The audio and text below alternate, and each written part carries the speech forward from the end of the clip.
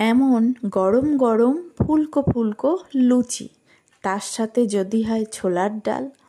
কে কে খেতে পছন্দ করো অবশ্যই কমেন্টে জানিও।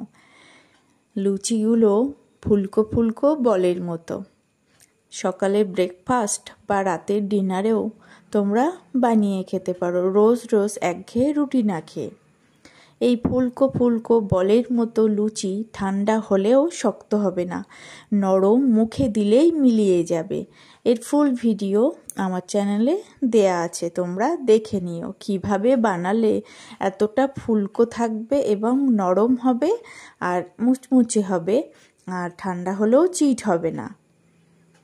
আর তার সাথে যদি হয় মিষ্টির দোকানের মতো ছোলার ডাল, আহা, মিষ্টির দোকানের থেকেও বেশি টেস্টি।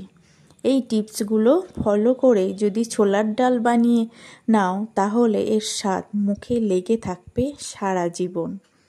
ছোলার ডালেও ভিডিওটাও আমার চ্যানেলে দেয়া আছে, তোমরা চাইলে বন্ধুরা দেখে নিতে পারো। আহা, ছোলার ডালের সাথে এই লুচি কি অপূর্ব খেতে!